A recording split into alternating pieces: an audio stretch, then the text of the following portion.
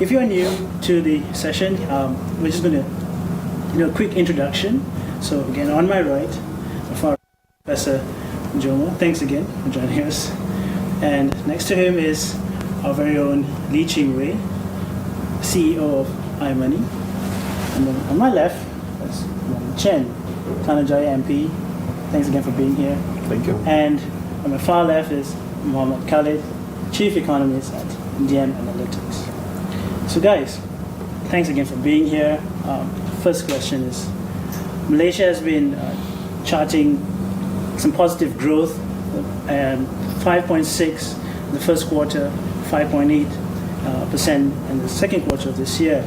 So why is it that there is a gap between that positive aspects of growth and the sentiment on the ground? People are complaining about the rising cost of living.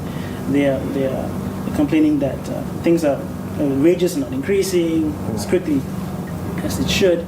So Professor Jomo, what's your take on this? Well, let's take inflation for example.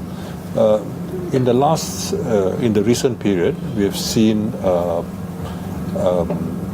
GST being introduced, affecting pretty much everybody, and there apparently is hardly any effect in terms of consumer price inflation. Another major factor, of course, has been the decline of the ringgit by about 25% in the last 3 years, and again, apparently no effect on consumer prices. So I think it is precisely because of this that people are beginning to wonder what is being measured and why what is being measured does not seem to reflect consumer prices and therefore public sentiment, consumer confidence. But I think looking at the other aspects, we see between 2012 and 2014 2 or 3 factors which significantly improved conditions in the country. Higher commodity prices, secondly, the introduction of the minimum wage law, thirdly, the introduction of BRIM, all of which would have helped lower income groups. In the more recent period, none of that has happened. And we also see the continued announcement and introduction of more and more new infrastructure projects of increasingly dubious value, often overpriced, and involving huge commitments of what are called contingent liabilities. It's a fancy word to refer to debt taken on by the government indirectly through the public sector. So you move debt from the government itself to the rest of the public sector, and this causes a lot of worry. And all this, of course, has contributed to declining consumer confidence. But more generally, I think the scandals, particularly 1MDB, but also the fiasco surrounding Felda Global Ventures and a number of other companies which, for example, invested very heavily in the London market before Brexit, and then the pound goes south, and then many of them are now trying to withdraw from those markets at great losses. So all this has done very little to inspire confidence. Right. Thanks. And how about you, Cheng? What's your take? Yeah, no, I want to harp on that point around confidence, right? So at iMoney, we do surveys on our visitors every now and then. And just to explain, we did one recently where thousands of people participated, and we asked that question, do you think we're in a recession? And these are millennials, right? So these are the working population and the future of the country. 49% actually said that we were in a recession, and a further 40% think we're about to go into a recession, right? And so you look at that, and you look at the statistics that's being released. It's a big disparity, and I think at the end of the day, it's really that rising cost of living versus income, right? Acceleration of income. So essentially, costs increasing much faster than income, and people are really feeling that. So despite the economic growing, the people are not seeing their spending power increasing. Yeah. Hong Chen, what's your take on this? Okay, well, the issue about perception and also the GDP growth in the first and second quarter. We've seen very strong numbers in the first and second quarter. I won't dispute the GDP numbers. I'm assuming the statisticians and the people keeping track of all this are really reporting the truth. But it can be explained very simply by the fact that 2016 was not a great year. So on a year-to-year comparison, of course, it looks better, right?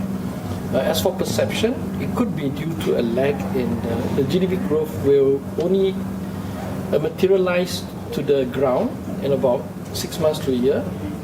But I think the third quarter we're looking at, that's going to be a slowdown. I don't think it's as positive as the government says.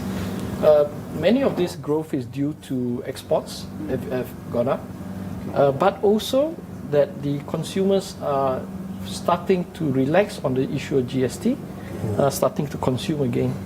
But I have friends in the mall industry, so they've been telling me numbers which are quite strange in September, August, September. There's also a dip again.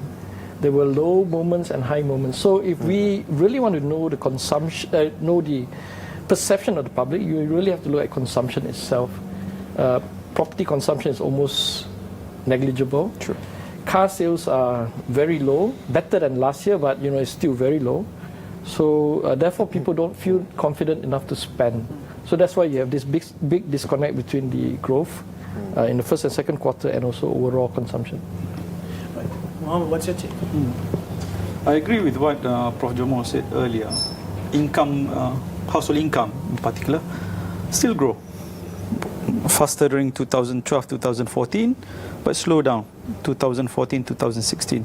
Quite drastically, I must say. It was double digit 2012, 2014, now it's single digit. And the worst thing is quite surprising, at the mean level, the lowest income growth was for B40. Usually the income growth for B40 is highest compared to T20, top 20 or M40. But this time is the lowest for B40. Grew, but smaller quantum. And we've been pumping money to help B40, yeah? But despite that, B40 lower. But if you slice it, you take wages, for instance. Last year, wages, you minus inflation, wages grew by 0.9%. In real terms, in absolute amount, that's about $17. So the absolute number is very low. So when you talk about GDP increase, blah blah blah, household income increase to now median about 5,200, people cannot relate. And it's worse if you slice it again to millennials that you said earlier. From 2007 to last year, Bank Negara data shows, adjusted for inflation, salary for them stagnant. Okay, there's no increment in salary for young entrants, graduate the labour market. But it's still okay if prices do not go up. And we know prices has gone up. CPI gone up, but if you again slice CPI based on what we spend the most on housing and energy, that's already 1/4 of our expenditure. On food, another 1/4. Then 14% on transport. All these three items grew at a much faster rate than overall inflation. Actually, the highest growth is on booze and cigarette, but we can minus that. Food high, transport high, and housing also high. Why is this? Prof. Jomo mentioned earlier, GST play a role. Reduction of subsidy starting of 2013 to now play a big role. Prices of transport went up, on cooking oil went up. Before we spent about 43 billion on subsidy, now about 24. So huge chunk was taken away. And the third point, which is I think is third factor, which I think one of the most important, on forex. We dropped against US dollar since 2011, about 42%. Again, pound, euro, double digit, 20 odd percent against Singapore, even against Bangladesh, Tika, about 30%. The guy is washing my car dekat Kota Damansara is complaining. Again, Tika, I didn't realize until then I went and checked, about 30%. And this has implication. Why this is a serious issue? We import a lot of foodstuff For milk, we import about 97% of our milk. We import 70% of our beef, 50% of our veggie, and about 20% of our fruits. And if ringgit drops, all this item goes up. And it's worse for low income. For low income, they spend bulk of their income on food. For rich is for other things, discretionary spending and all. That's why the sentiment, income goes up, GDP goes up, but food prices, things that matters to them. My kids cannot get a job, or if you get a job at a stagnant salary, I cannot afford the house. So the sentiment is, of course, negative. Right. Now, I think interestingly, you're talking about the GST, right? And it has affected nations across the board. What is your take on this? Should the government has come out to say that it has earned 42 billion from gathering GST. Should they still keep it at 6%? Should they lower it? Should there be an adjustment period, or should they repeal the GST altogether? That's it.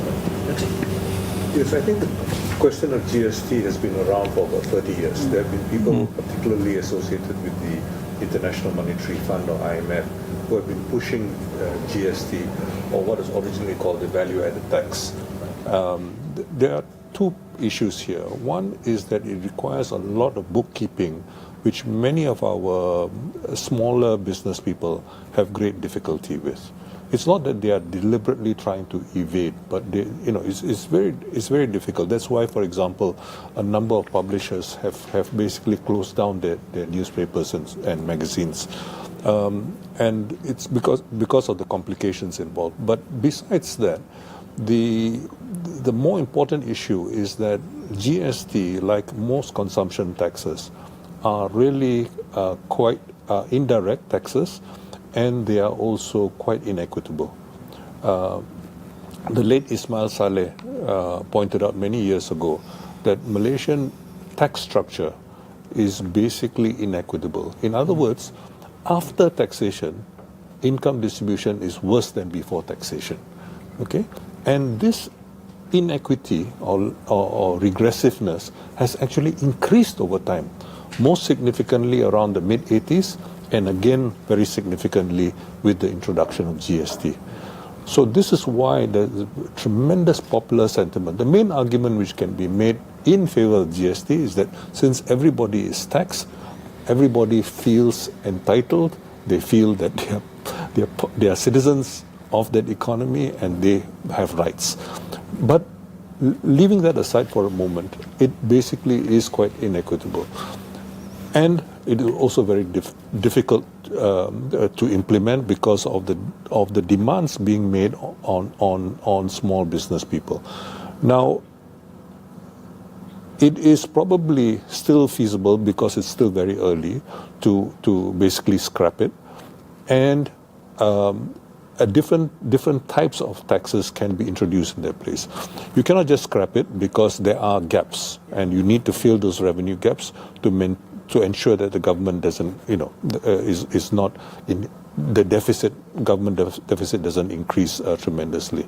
So my own view is that we should move towards much more progressive taxation, so that as a consequence of the overall tax structure, not just looking at GST, you have the people who can afford it paying far more in taxes. For example, big corporations which are making a lot of money, even whether they are making the money abroad or domestically. This is the kind of taxation system you have in the US, for example, where you are taxed not just on your income within the country, but globally.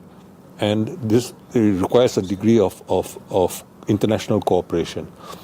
Now, one of my fears is that by making specific exemptions, you are actually going to favor a few big companies even more, okay, at the expense of the consumers in general. And this, I think, is not a very desirable thing to do. So, and there is a lot of suspicion within ASEAN, for example, that a few favorite companies are going to be being enticed to locate themselves in Malaysia to penetrate the entire ASEAN common market, and basically to try to oust the others. So I think we need to think in terms of a sustainable revenue base for the government, which is far more progressive than rather than thinking solely in terms of tinkering around with the GST. So take.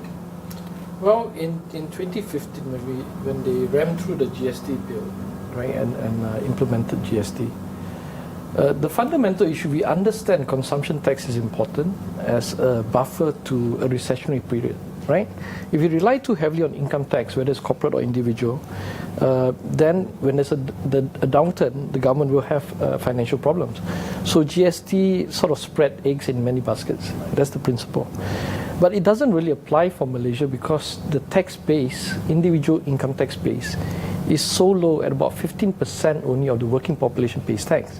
So when you introduce GST, there's no correlative reduction in individual income tax. What you need is a tax base or individual tax base about close to 60-70%, so that when you introduce a consumption tax, you could reduce income tax. Then it will be quite fair. So we protested against the government on this issue because the government had no plans to reduce other taxes. So GST basically came in and sucked away close to 26 billion from the market, from the pockets of individuals. There should have been a correlation of another 26 billion reduction in other taxes.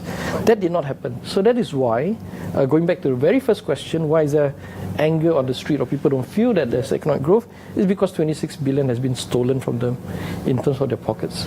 Now, Pakatan Harapan is committed, and we've been saying this for the last few years, to eliminate GST. What we mean by that is to go back to pre-GST days. So we will have a consumption tax. It's just much lower. For us, we've done the maths. It's very clear that if we implement good governance, put back 25 billion or so into the pockets of the people, we will get about 7 billion in other taxes returning back to us. And if we can eliminate 20 billion of corruption and wastage a year, we will come forward with about 6 billion profit, in terms of revenue collection. So the maths is there. And we've been arguing this, Rafizi and I have been arguing this a few times. When the alternative budget, this one, comes out, Prof. Jomo asked me to plug it. When it comes out on the 25th, you can actually see the mathematics clearly on the issue. Now, lastly, if you don't win the election, then all of you will have to continue with this GST system.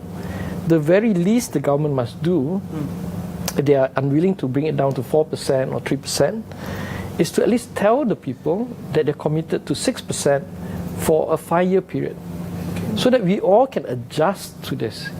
You can't win an election and then increase it to 8%, 9%.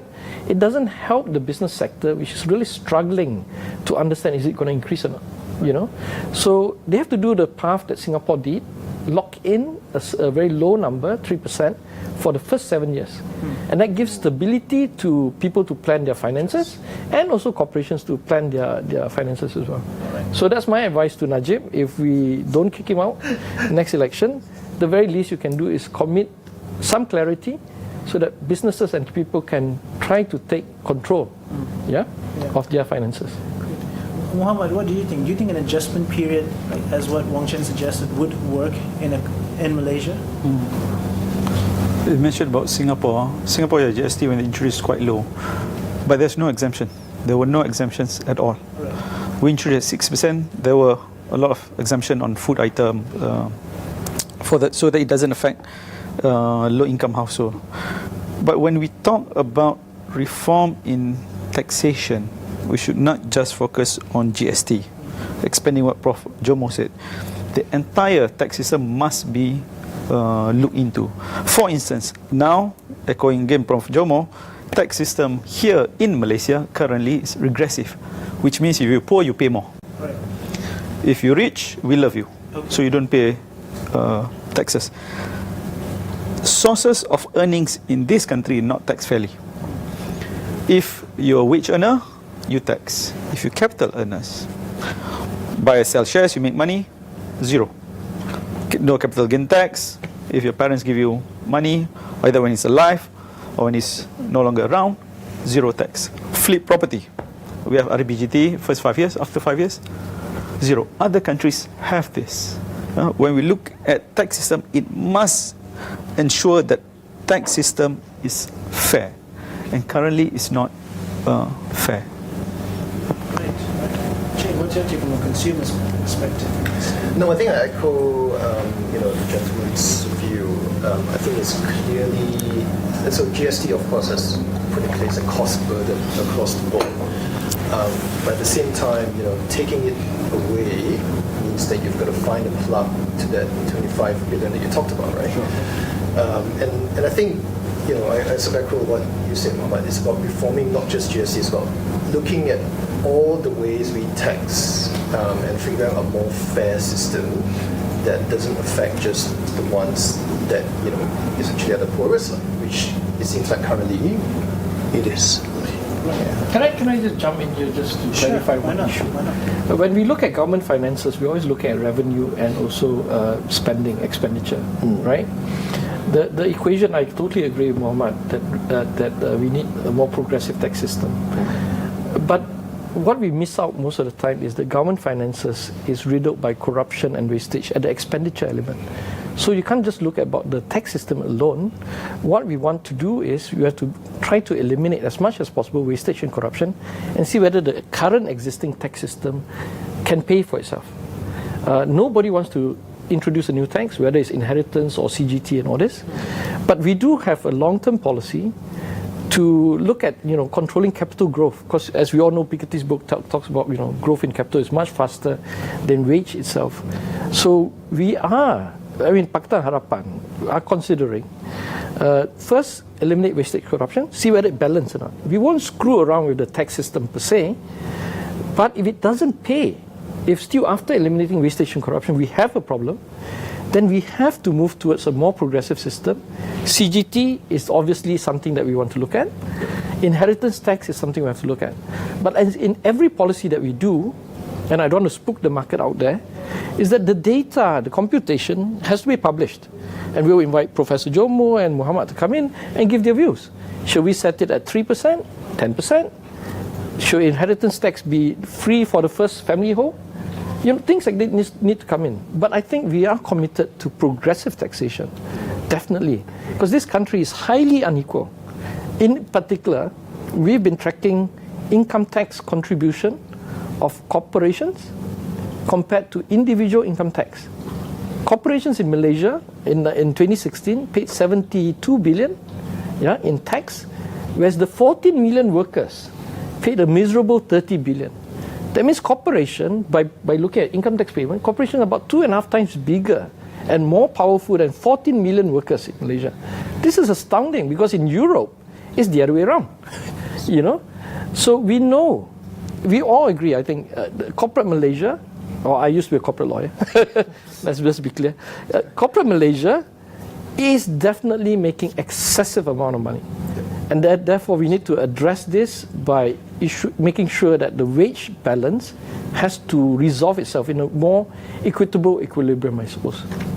Let me put this in graphic terms, what Dr. Mohammed emphasized earlier, because this question of wealth taxation is actually very fundamental if we are going to be progressive. And in Malaysia right now, it is estimated, that according to some surveys which have been done, that about half the owners of luxury cars don't pay any income tax. Can you imagine that? So we have tremendous loopholes, and unfortunately the region is engaged in a race to the bottom, offering tax havens, offering all kinds of things. That's why there was over 100 Malaysians who were on the Panama list last year. What on earth are people hiding money in Panama and in lots of other places? So we have to have a lot of international cooperation to ensure that these leakages are checked. But this whole business of encouraging Malaysian corporates to invest abroad and encouraging foreigners to take over slowly but surely the Malaysian economy is also hugely problematic. We now have a level of foreign ownership of the corporate sector of the Malaysian economy, which is the highest since the mid-1970s. Can you imagine a recolonization, if you will, of the Malaysian corporate sector? And I think we seem to be regressing in many of these things, all in the name of making the economy much more attractive to foreign investors. But there's a huge difference between foreign direct investment, which adds new productive capacities, and foreign portfolio investment, which is simply, usually involves buying cheap and selling dear.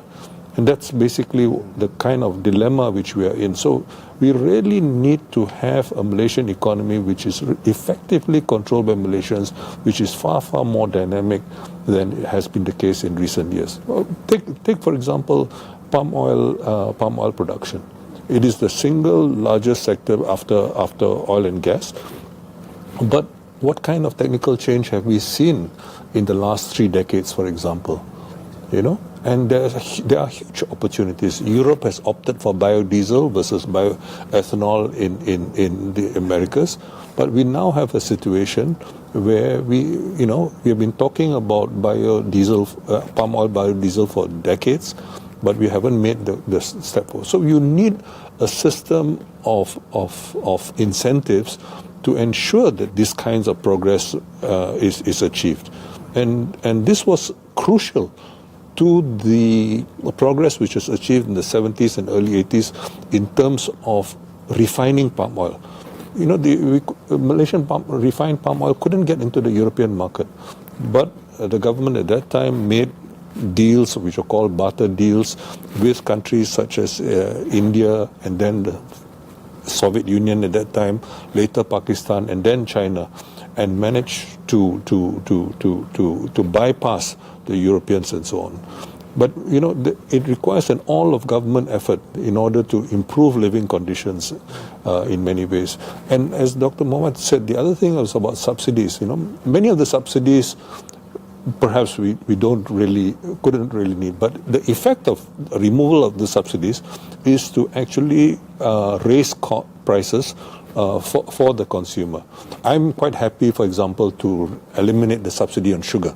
Malaysia unnecessarily has the highest level of diabetes in Asia. These are things we can do. We don't need to be number one on. Okay, but but some of the other subsidies actually affect poor people, their living standards very fundamentally. So you've converted those subsidies, you've reduced the subsidies on the one hand, had BRIM, which is not a bad initiative, but on the other hand, you have increased taxation very, very significantly, and this is that's why many of us have been arguing that the net effect of these changes has to further burden households. Right. Well, it looks like I think we have a question from one of our readers, and SJ Zappa, he or she is asking: is the current it's Facebook. So, is the current tax regime or rate for the rich and corporation low or high? YB Wong Chen, to you. Okay. One said they pay low taxes comparatively. Professor Jomo and Muhammad, what do you guys think? So I'll start with Muhammad. Budget time, you always hear corporate tax should be reduced. Last week, one economist, couple of them said it should be reduced. Why it should be reduced? Trump said the same thing. Create jobs, better salary, better wage growth. That is not empirically proven at all. You cut corporate tax doesn't mean you're going to create jobs, doesn't mean that wage is going to grow. You take example, in OECD countries since 2011, top 10 performing economies did not even cut 1%. Top 10. Australia performed well, did not even cut corporate tax. Nordic countries compared to UK. Nordic slightly higher, UK slightly lower. Standard of living in Nordic is much better than in UK. There's no proof, any studies that show you cut corporate tax, companies get more money, they invest in firms, create more jobs, and pay better salary. In America, they survey firms. What would you do if your tax rate is being cut? Majority says, I will buy back the shares. It's not. I'm not gonna go or I automate. I'm not going to build a new factory. I'm not create jobs. But there's a sense of we believe in this policy. Corporate tax in Malaysia relatively high, and to generate economic growth, you must cut. That is wrong. That is what should not be done in this election, in this budget, not election. Yeah, and also maybe election. No, I think what Dr. Mohammed has done is basically to remind us of fallacies which go around promoted by the media, but also, unfortunately, also promoted in economics education. This claim, which has been revived recently after the election of Trump, came up during the Reagan administration, the so-called Laffer curve. Then after that, Reagan's own chair of the Council of Economic Advisors pointed out in an empirical study after he retired that in fact there was absolutely no empirical basis for the Laffer curve claim. And of course, and then it died a understandable death. But people forget. And now it's come back only because you have the people around the Trump administration reviving it. And very sadly, Europe now is going the same way. Recently, the Dutch have been amending their tax structure to do precisely what has been completely discredited in economic analysis. I'm not just talking about theory, because empirically there's no basis, and this is the point which is very important for us to say. So let's not kid ourselves about it. Of course you can make yourself very popular with the corporates for doing that. Probably there's a wink, and maybe some kickbacks on the side, contributions to this and that and whatnot. But there is absolutely no empirical basis for this. And we really need to go on the basis of finding the kinds of incentives which would actually enhance the productive sector of the economy. And this is what is sadly missing.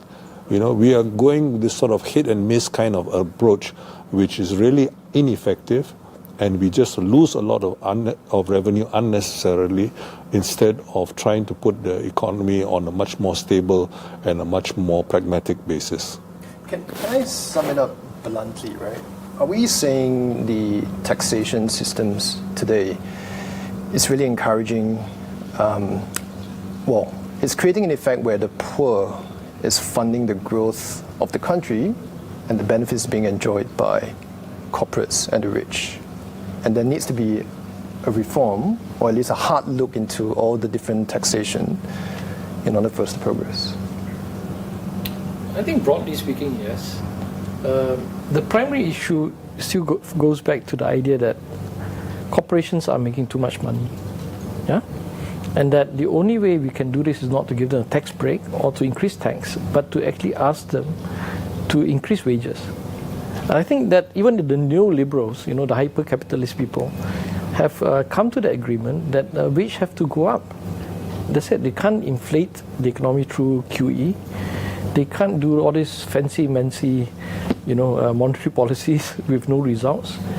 It always boils down to the fact that if money is captured by a small 1% or even 5%, that this money actually go to silly, unproductive things, like having a third house in London, having a yacht, private jet and stuff like that. It's just non-productive. So I think in Malaysian context, we're not as extreme as America, but we can be so much better. We just have to care more, and we have to share more with the workers. And the way to do this is quite simple. We've been suppressing political rights and also labor rights for the longest time. So allowing ILO standards for the workers to demand fair wages is the way forward. We've seen this happen, in South Korea. If you remember, that very organized protest out of South Korean workers, right?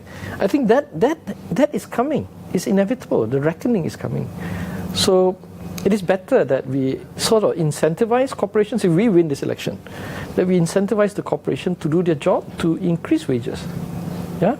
Because it creates a good virtuous cycle, People with more money will spend more, and eventually after 6 months or so, the corporations get back their money. right? And you grow the economy like that.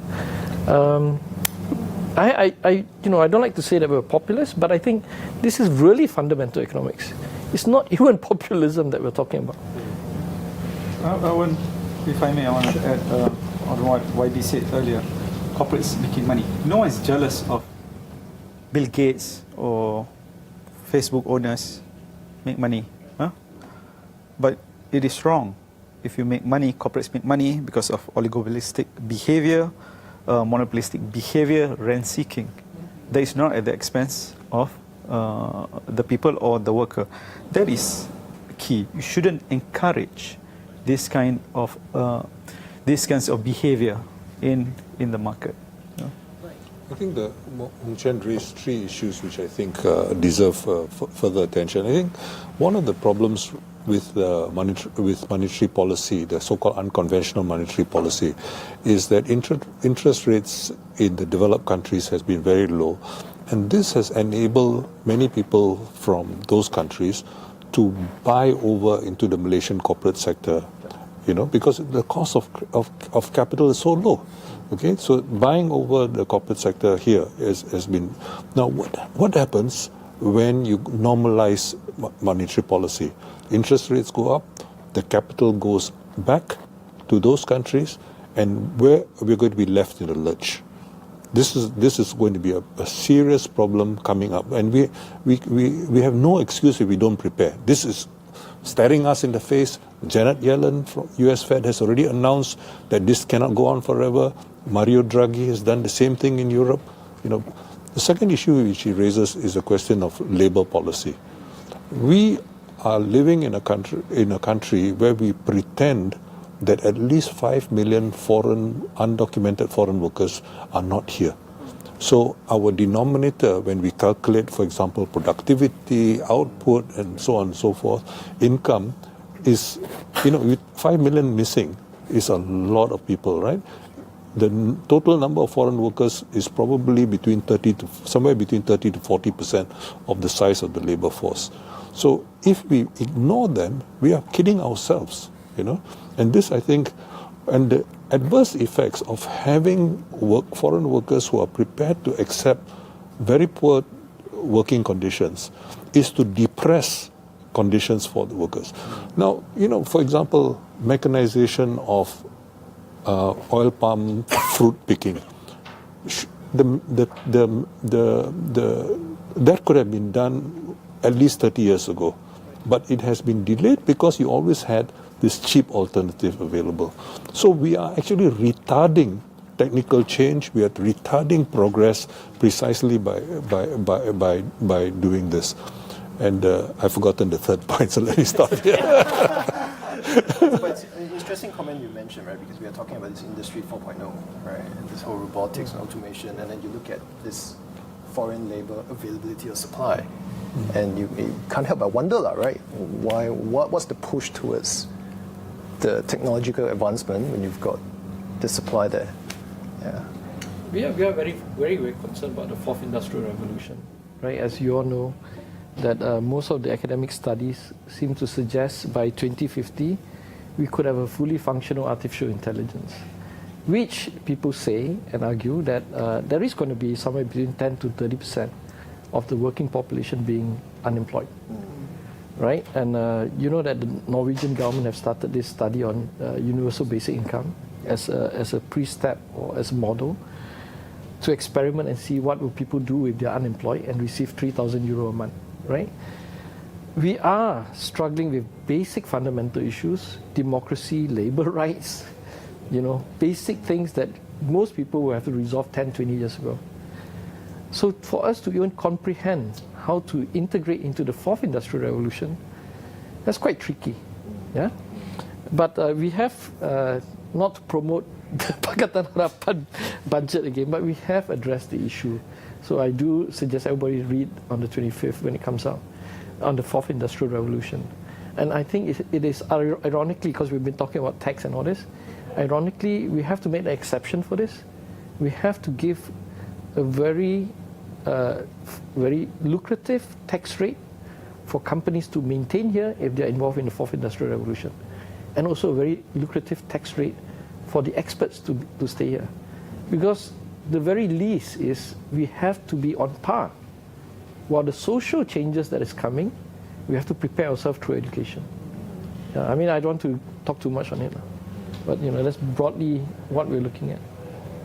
Interesting though. I mean, I guess one of the concerns for the Industry 4.0 is that it will lead to a high rate of unemployment. A lot of people will be laid off. Do you think that's a genuine cause of concern, or it's just people being paranoid about change? Because it will come. I mean, it's already happened, right? Yeah, it's an interesting question because I've been, I read this Homo Deus book and also this Rise of Robots in the last 6 months or so. So, it's become a little fun thing for me to the other side. There is a philosopher, a German philosopher, that argues that if artificial intelligence really can have feelings and thoughts and moral basis and all this, the way we treat ants, if you see an ant crawling on the table now, you either squash it or you let it be, right? If we are the ants and these artificial beings are superior like us today, they could just let us crawl away rather than squash us. So if you get this dystopian concept that we all are doomed, we'll lose all this kind of thing, I don't think it's really there. Right. Yeah, I think it's going to be a mix of both, slightly, most likely. I'm a little concerned that we are focusing too much on the fourth industrial revolution. We haven't even progressed to the second and third industrial revolution. I mean, basic things like mechanization, second industrial revolution, digitization, third industrial revolution. We haven't even done very much on that. There was a period during the Mahathir era when there was a significant push for Cyber Jaya and MSc and so on and so forth. We've sort of forgotten about that. And at the same time, there was an unfortunate neglect of agriculture then, revived during Tun Abdullah's period, but again forgotten again. So we've sort of lost touch with our own economy. We don't even know where the wealth of this country comes from, and I mean, it's good to look forward and so on. I'm not suggesting that we not do that, but we really have to be much more in touch with the nuts and bolts of our economy and do much more. And there's so much more which can and should be done. Right. Okay. So now we have another question here from Li Lian Kong, and she is asking, what have been the effects of the cuts to public universities last year, and what can we expect from this year's budget? Ding Ching, you want to take a stab at this first? So I'm not, a huge expert when it comes to education, but I think the cuts in public education, the real impact is that there is a lack of the capacity to invest into, the public university capacities and including staff, right? Which means if you think longer term, quality of education, for example, the people who are going to the students, right, who are going to public universities, those will be the real victim. And I think that was a big theme last budget, was that the cut in education was quite severe. Of course, we wait and see what comes out in the next one, but my hope is that this doesn't repeat. Muhammad, what do you think? What this budget should not do? Instead of people usually ask, what do you expect from the budget? What we shouldn't expect from this budget, which they shouldn't do, is precisely do not cut spending, development spending in particular, for education and for health. Right. This is not expenses. This is investment for the future. This is going to give you return. Cut in the universities, of course, there's impact. You cannot retain those professors. You cannot do a lot more research. Research costs money to solve a society issue, or for instance, you do not do this. Yeah. These two cannot be cut. And development expenditure on these two is not big. I think on education and health about 6 billion. We pay interest on our debt is about 24 billion. These two about 6 billion. I think this point is quite important. What the cuts, because there are 30% cuts in 2 years, right? So the cumulative cuts are actually 51%. That's more than half. Correct. It's a huge cut, you know. And we have a situation in Malaysia now where we have the highest household debt in Asia. Okay, and much of it is for housing, but education is fast catching up. You know, because a lot of people, typically Asian kind of thing, you know, believe that education is their future and they're prepared to make those kinds of investments. And we have a situation in Malaysia right now where, for example, EPF, the savings of an EPF member are such that more than 80% will not have enough to generate an income above the poverty line after retirement. You know, this is the kind of situation which we are living in. And I mean, it goes back to your first question as to why, you know, why people think we're not really better off. But these are the kinds of realities which we have, which unfortunately are not getting sufficient public attention. You know, and the cost of housing is going up unnecessarily, even though, as you all have correctly pointed out, you know, the housing market is kind of soft and so on. You know, because we have lost sense of priorities in terms of what is housing for. You know? Absolutely. Yeah. Right. Yeah, and this could be interesting though. I mean, housing, right? I mean, the prices have gone up. Why is that the case? I mean, even if you look at Prima, for example, right? The data that we have. I mean, the last year's budget promised to sort of build more than 30,000 houses. 900 plus homeowners have received the keys, right? So what's the problem here? Why isn't that taking off? It's supposed to address the middle, the concerns of the middle class. Some of the prices are pretty competitive. Okay, on the now I don't speak for Pakatan Harapan on this matter because I have very strong views about affordable housing. Right. Generally, politicians love affordable housing, right? Because it's it's something they can see. The optics is good. It's tangible that a poor family receives affordable housing. But at a very big macro budgetary view, affordable housing is really a lottery. I mean, if we assume there are about a million families in Malaysia that requires affordable housing, and you can see this from the data from BRIM numbers, BRIM recipients, or bottom 40, right? No country in the world, not even China, can build 100,000 units a year. Right? The numbers that Prima said, 500,000 is just ridiculous. Yeah. So if that is the case, let's assume they can build 10,000, and that's like a really high number, because as you know, the last 3-4 years they only delivered 8,000 plus, right? Let's assume they can hit 10,000 units a year, a million demand. That's only 1%, right? So therefore, affordable housing, where the government subsidizes either in terms of land or some cost control, somewhere between 30 to 40,000 for a lucky family, it's a pot shot. Right. It's a 1 in 10,000 to get this unit. When you have this kind of lucky draw mentality, all the corruption comes in. Okay. Yeah. If you want to deal, I mean, corruption is very simple. You go and cow-team somebody, you get into your queue number 6 to get a house. I mean, this kind of thing actually happens on the ground, right? And affordable housing, developers, unless it's the government developing itself, developers are not there for charity purposes. They're supposed to put a 6-inch pipe, they put 4-inch. Things like that happen all the time. I live in a constituency which looks very middle class and upper middle class, but I've got like 40,000 hardcore poor in flats that are broken down. Dr. Muhammad spent some time recently in my area. It's ridiculous, this concept of affordable housing. It's a lucky draw, and the results are terrible. Now, I may sound a bit heartless, but if I have to spend 10 billion on affordable housing, I'd rather take that 10 billion and pump it into the wage increase.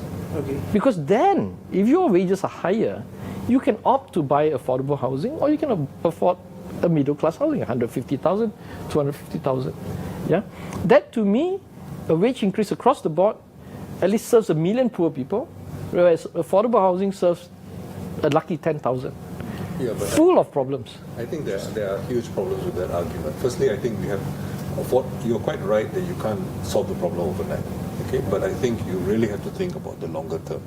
And there are countries which have successfully handled this. Singapore is one good example, but there are also other countries which have been able to be successful. Malaysia, we have a situation where the control over land, the most important resource in terms of housing, is actually with the state governments. And you could have a situation where you actually used it. After all, you did it to achieve FELDA. Okay, so the basic principle of control over land is key, right? So you can do that with affordable housing. We have a situation right now where access to land is controlled and abused by politicians, and secondly, related to that, we have a situation where the politicians are often in bed with the developers. And as a consequence of that, you have the trends and kinds of problems. I agree with you. There are a lot of problems with substandard housing and neglect and so on and so forth. Dr. Muhammad and others have been doing this work in Penang and elsewhere, showing these kinds of problems. But it doesn't mean that those problems are insoluble.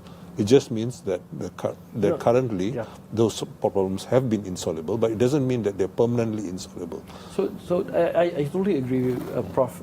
What I'm saying is this: if we have 1 million household that needs affordable housing, it's a better use of $10 billion to reduce that number to 100,000. Because 100,000 we can deal with it, right? So if I have to channel 10 billion into something, I won't channel it into affordable housing. Politicians love affordable housing because it's, as I said, they love that picture lah, bagi kunci to the poor, right? But it's a potluck thing, seriously. So I rather reduce it to the 100,000, and 100,000 we can deal with that. It is of course our duty for people who are truly poor, who are disabled or unable to hold on to a job due to whatever social ills that they have, that we have to serve those people. But those numbers have to come down. But in Malaysian context, your BRIM recipients, if you treat them as people in difficulty, they all need affordable housing. The only way to resolve this is to pump up their wages, and that system can be better used of the 10 billion that say we have to spend. Because I don't really believe you can build so fast, even if you've got Chinese contractors from mainland China, right? That it will result in quality housing. Then we have a problem 10 years down the line, 7 years down the line, high crime rate, prostitution, drugs. I mean, it's never ending. This poverty cycle just never ends. So to me, without sounding terribly heartless, it's really about allocation resources. Yeah? Yes, we will provide affordable housing to the basic, most needed. But if we increase wages, they can take care of themselves, they have better self-esteem, and they can opt to choose better housing in the private sector. Anything we award always have kickbacks and corruption and leakages and wastage.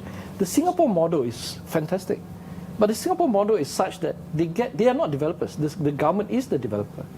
They just do a contract basis. They tell the contractor, build this flat for me in record time with the specs, you get 4%. I think that's a good arrangement, but you need a very strong government for that kind of thing. So I think we'll have to explore this lah. If we do come to power, the data we have to crunch, allocation resources, see our budget, right? But I think overall, we shouldn't believe that politicians' needs to get elected or to look good should overcome the big macro issue of balancing the budget and allocating resources to the best ability. I want you, while you're on this, right? So Sebastian Lowe has a question for you. Okay. Right? And he says, as I understand it, Pakatan wants to restore fuel subsidies. Yep. But I also understand that virtually no economist supports fuel subsidies, and I believe the panel would attest to that. Experts say that they I don't think so. cost too much money, disproportionately benefit the wealthy, hobble the uptake of public transport, and hurt the fight against climate change. So given all that, how can you justify the return of fuel subsidies? Well, the first issue is very simple. For a country that produces oil, it is immoral for us not to provide fuel subsidies for the poorest. Okay? The argument about fuel subsidy is always about how do we implement this thing? Do we use the IC? Do you track your interest, your income tax file to see who deserves a fuel subsidy? Or do you go by which car you use? If you're like driving 1,000 cc below, do you get automatic fuel subsidy? I mean, easiest one is all motorbikes get fuel subsidy, right? We don't know how to really implement this, but we know morally we have, as an oil producing country, to subsidize for the poorest. There is no country in the world that produces oil that does not subsidizes its population. Now, the oil issue is very complicated, right? We know electric cars are coming. We know that combustion engines could be replaced. We know that technology improves all the time. We have shale oil and all these kind of things pressuring oil prices, and for a long time to come. Malaysia may be an exporter. We may contribute 60 billion a year in terms of revenue, oil and gas. But those days, I think, are pretty numbered. If we take a 20-year vision ahead, we have to start adjusting to decelerate our dependency on oil. Yeah, and it's all related to this idea of oil subsidies. You know, at one point, the issue of subsidy will not even arise as consumption of oil drops. Uber and Grab tells you clearly that car sales is going to be on a downward trend. We could eliminate 30-40% of the cars on the road just on this technology alone. The Uber driver drives 12-13 hours, right? We drive an hour a day. Sometimes, you know, if I have a lot of busy things to do, I go to tax all the time. I just take an Uber. So you can see that, you know, my children may not grow to learn how to drive, so on and so forth. So all this, I think you have to understand, as oil-producing country, we have a short 20-year period before major adjustments coming. We have to subsidize the poorest because it's our moral duty. It's not that Najib found oil; it's God gave us the oil. You know, we have the obligation to give it to the people. Now, climate change, all those things, they're not really related. Yeah? I mean, I understand. No, okay. I know. Yeah. We're going a stream of consciousness on my part. Okay. I'm sorry, Wok please Chen. interject. I'm sorry. I think you got it wrong. It's okay. Basically, at this current prices, there is absolutely no argument for fuel subsidy. If oil prices go to over $200 a barrel, Yes, of course. I would be prepared to consider it because of the exceptional circumstance then, but not in the current situation. There's no justification for going for a fuel subsidy, and we all know that it is largely enjoyed by the middle class. Okay, not by the poorest, as you are arguing, and the questioner, he or she is absolutely correct about all the other adverse consequences. What we should be doing is to make public transportation much more attractive. You know, and right now, unfortunately, it is not attractive. We have one of the highest levels of car ownership in the world.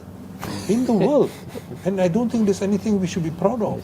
A strategic decision was made in the early 1980s to promote the Malaysian car, and as a consequence of that, public transportation was neglected. This has been rectified in the more recent period, but not quite enough.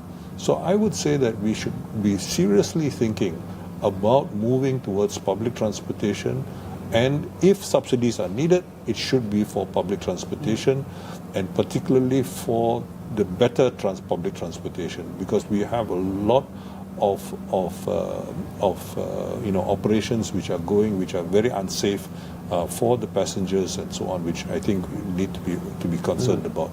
And related to that, there are a lot of safety concerns. Women particularly are concerned about those kinds of things, and we need to address those kinds of things. But I think the orientation should be to rectify the neglect of public transportation, which has unfortunately taken place. So I very much agree with the sentiment driving your question. Dr. Muhammad. I agree with YB. We must help the poor. Pro-poor policy must be in place. Okay. But subsidizing fuel prices is the worst thing to do. Okay. It's not going to help because it's aggressive. If the poor in kampung riding a bicycle or small kapchai, they're not going to benefit. Those driving BMW, Rolls-Royce, apparently today's newspaper, Malaysia have the highest taste in Rolls-Royce around the world. You subsidizing them, Yes. not those who need it the most. You should never subsidize, or we should never go back to that system unless, like what Prof. Jomo said, the price is way too high, and that circumstances, maybe we should consider putting some subsidies. But at this moment, no. To help the poor, that's not the way. So it's quite interesting though. I think one of the readers also just pointed out what about public transport should it be subsidized in the coming budget. Probably Jimmy addressed that. How about you, Dr. Muhammad? Do you think that Yeah, I agree. it should be subsidized? Yeah. Of course. And how about you, Chin? What do you think about this whole issue of public transport in the budget? I think it's all interlinked, right? And you made a good point about what policies you can do or put out to help the poor, help the people that in need. So, public transport subsidization, clearly the direct impact would be, of course, I'm not saying only the poor takes public transport, but the large majority will probably be enjoyed by the poor. Yeah. I think perhaps I can add another thing. Sure. When we visualize poor, it's no longer a pakcik in the kampung. You're right. Those guys come out of university, it's poor. Yeah. Those in PJ has the highest concentration, one of the richest district, the highest concentration of B40. Right. Poor. Old people, poor. Professor Jomo mentioned earlier.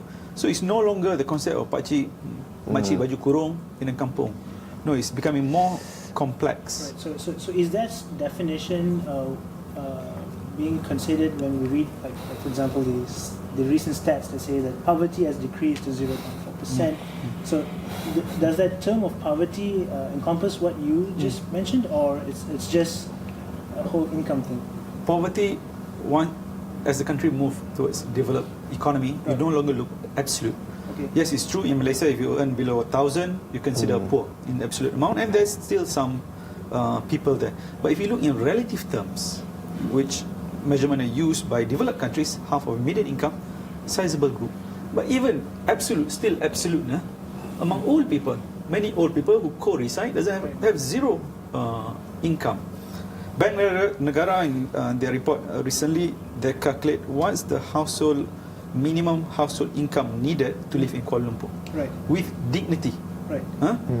If you're single, you need 2,700 bucks. Okay. If you're single. If you are married, no kids, you need about 4,500. And if you married with 2 kids, married without kids, 4,500. Married with kids, 6,500. How many individuals, single, that earn below 2,700 in KL? 1 in 5. Consider deprived, cannot live with dignity. How about those couple who are married, no kids? 1 in 4. This is KL. KL GDP per capita is the same as Korea. Right. How about household that have married parents and 2 kids? 1 in 3. Deprived. Poverty is not just in terms of not enough food or shelter, but it's also multi-dimensional, and it should be looked in a relative sense. Amata sen, live with dignity. That's poverty. And we also should be looking at more quality of life issues. Right. I mean, for example, many children do not have access to milk, for example. Okay, there might be a few lactose intolerant and so on, but for the vast majority, you don't even have decent meals. Right.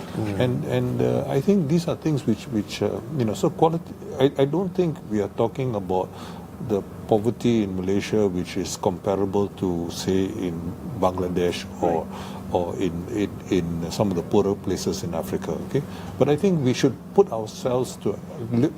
set ourselves to a higher standard. Not at that very minimal standard of about half a century ago. Okay. All right. So we have one question here from Azrul Muhammad Khalid. He's asking, healthcare took up around 25 billion in the 2017 budget, around 10% of the entire budget. And increasing costs are expected to cause this amount to go even higher next year. Is it time for Malaysia to implement a national health insurance scheme to help the government with the burden of health care costs? If yes, should it be compulsory or voluntary? If no, why not? Well, first, I don't think it's 25 billion. Right. If I remember, it's close to about 17 or 18. Sure. Yeah. Malaysia has really the model of healthcare service. It's neither private or public. It's sort of a mixture of both. I've seen papers where Australians came here to study and supposedly make recommendations to improve. I think this is as close as it can get to almost, in the context of Malaysian culture, almost perfection. The real struggle for Malaysian healthcare, public healthcare, and this I get from the doctors, because ever since I became an MP, I try to make an effort to actually use public hospital, right?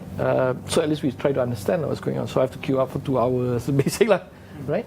The doctors tell me is they're just struggling because a lot of the foreign workers, documented, undocumented, is really jamming up the healthcare service. The healthcare service was built for supposedly 25 million Malaysians, right? You add another 5 million of foreign workers, and because of occupational standards are so poor, you know, they get into more trouble than the average Malaysian. So suddenly, you know, they are pressed by a lot of these cases. So therefore, it's under tremendous strain, and also public healthcare outbreaks. It's really quite scary because at one point hospitals were reporting on undocumented workers, right? So if you have a person with a disease, say like TB, a public health disease, he will not go to the hospital anymore. Right. When he doesn't go to hospital, hospital cannot track where the disease has started or where is it isolated. So all these have gone underground. As a result, a lot of the public health outbreaks have been increasing. I mean, Dr. Jayakumar, who is a member of Parliament for Sungai Siput, he's an expert in this. He always buys me coffee and explains to me these issues we have to raise in Parliament. Sure. But that is, I think, the scary thing, that we can't really track and stop epidemics. I think that's the two thing. I don't think we're spending too much on healthcare. We are really standing way below. Yeah, but the system is dysfunctional and yet working. So I don't really have much complaint about public healthcare, but we really have to talk about if insurance, right? I don't think insurance for Malaysians, because that's the duty of government. But insurance for foreign workers is essential. They are required to take insurance. Yeah, they are required. So I think what we do have in Malaysia is a pretty impressive record of health expenditure. Right. You know, if we take health and education, we spend relatively little on health, a lot on education, but we have very little to show for the education expenditure. That's right. On health, we're not bad. And what has been disappointing more recently is this push towards things like privatization and so on and so forth. In fact, those are the factors which have caused costs to go up, you know, health costs to go up, and the diversion of things. So, in pretending that we are a developed country, for example, we have eschewed, many things which are allowed under international law. And I'm very glad recently, for example, the health ministry has agreed to get the hepatitis C treatment available for slightly over 1,000 ringgit. Okay, the cost, if we bought it from the US, which is the only one which has the patents right now, is 360,000 per treatment. Yeah, it's a 12-week treatment for hepatitis, and there are 500,000 Malaysians who suffer from hepatitis C. So it's not just it's not some exotic disease which only 2 or 3 people suffer from, and it's precisely that, you know. So we really have to do much more on preventive health. And this silly idea some time ago of let's have fogging for dengue-causing mosquitoes, only for those who pay for it. So, for example, if you paid for it and I free ride on you, and because you know when yours is fogged, and then hoping that they will kill the mosquitoes, and if I don't fog long enough, my mosquitoes are going to fly over to your I mean, it's a silly thing, you know. So we really need to think. And I think Malaysia, thankfully, has signed up to the Sustainable Development Goals, which include a commitment to universal health coverage. And we should be moving towards in that direction.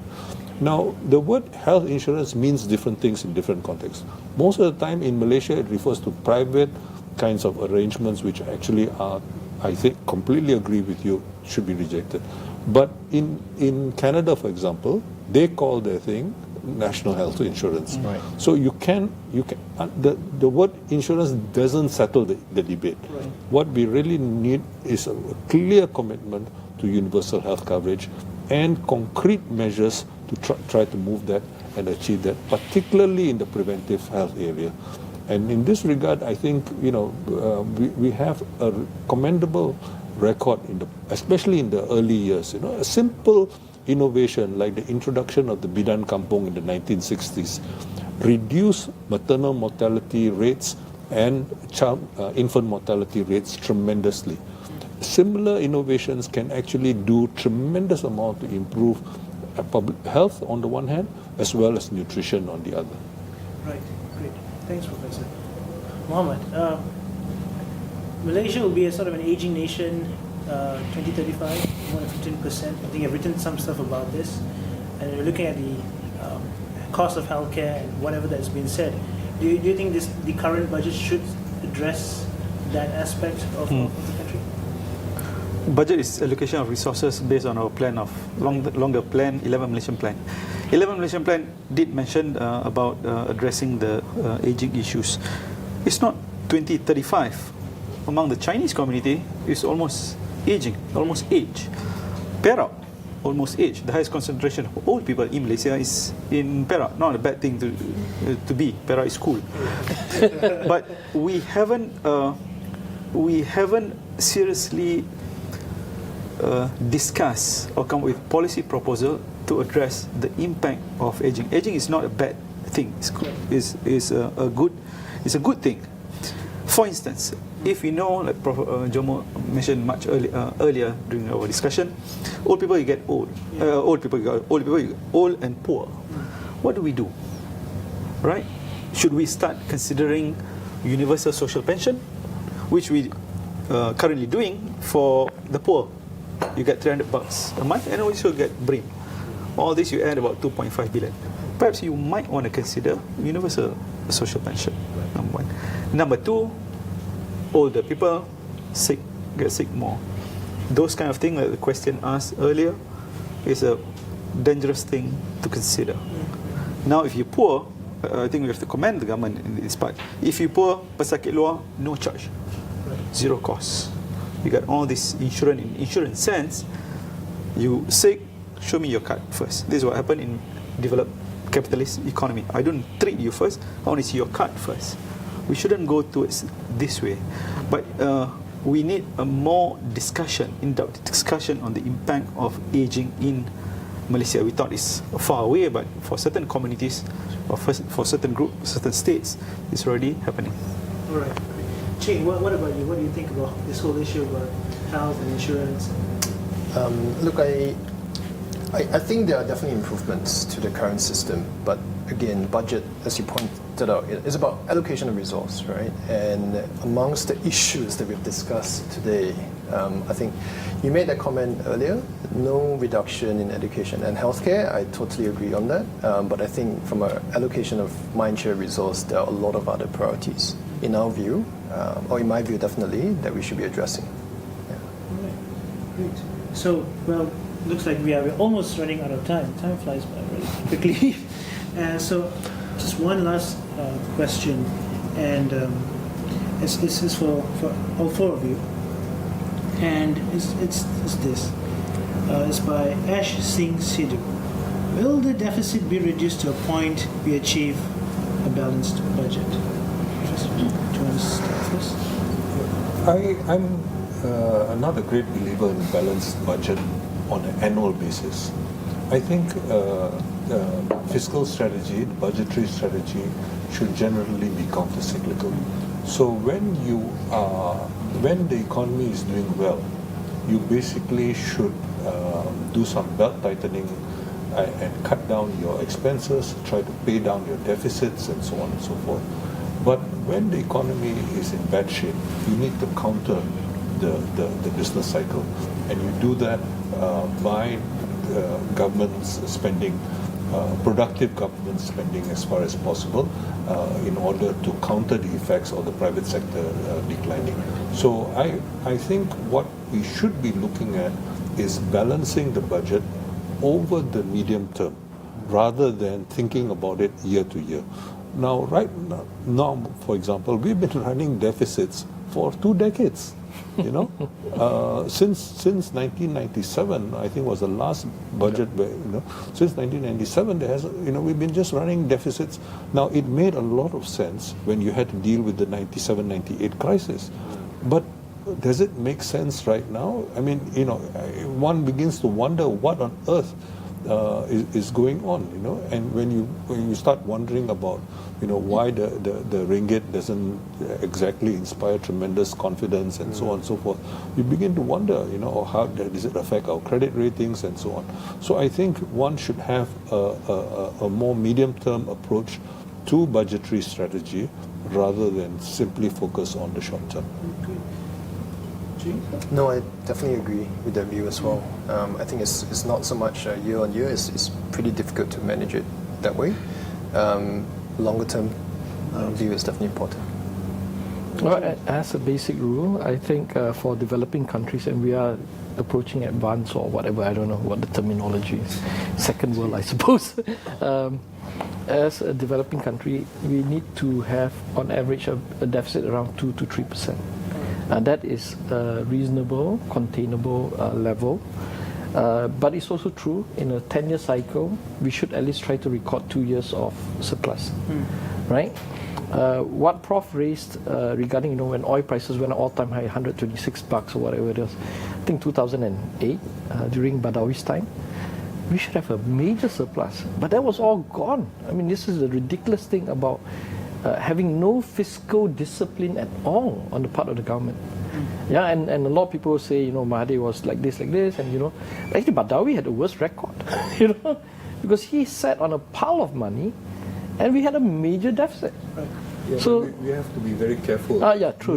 Things from the government budget to the public sector thing. You can obscure a lot of things. Sure. Yeah. So I think we should be. Yeah. So one of the policy proposal that we push forward for the coming budget, it's actually an economic policy proposal, is better fiscal reporting. Right. Yeah, and accrual accounting is very important. Once we get a proper balance sheet of the assets and liabilities of the government, and try to capture all these anomalous things like letter of support, which is not even tracked by Bank Negara, right? Letter of guarantees are, but letter of support are not.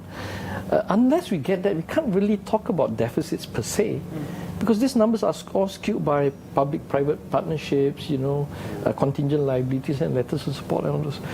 It's astounding that in 2015, when I first went to Parliament, I had a long discussion with back then Noor Jazlan, before he became a minister, about the issue about accrual accounting.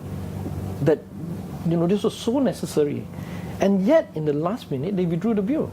There is just something very odd in the way that the government treats fiscal discipline, and it reflects itself publicly in the sense of deficit numbers, but there's just something more rotten and more core and more fundamental, and that's how we treat accounting in the government fiscal space. Right, Muhammad, this question is for you. It's from James. With the general election looming soon, how will it affect the upcoming budget?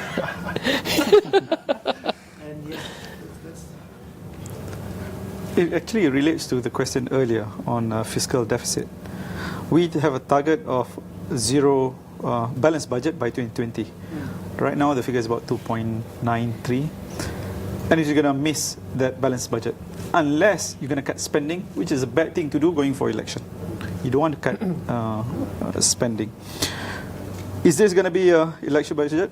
Of course. What we can expect, you look at 2013 budget, 2008 budget. 2008 is slightly different. 2013 budget, a lot of allocation to different types of school, one-off payments, no increase in taxes, those removal of subsidies. We don't anticipate that. So it's feel-good factor. All right, great. All right, so thanks again, guys, for being here. I think that's all the time we have. I wish we could have chatted more. I even lost track of time when I was cute. But thanks again. Thanks again to Professor Jomo for being here. Thanks, Jing, for being here. Thanks, Wong Chen, and as well as Muhammad Khalid. Pleasure. All right, and thanks, guys, for watching.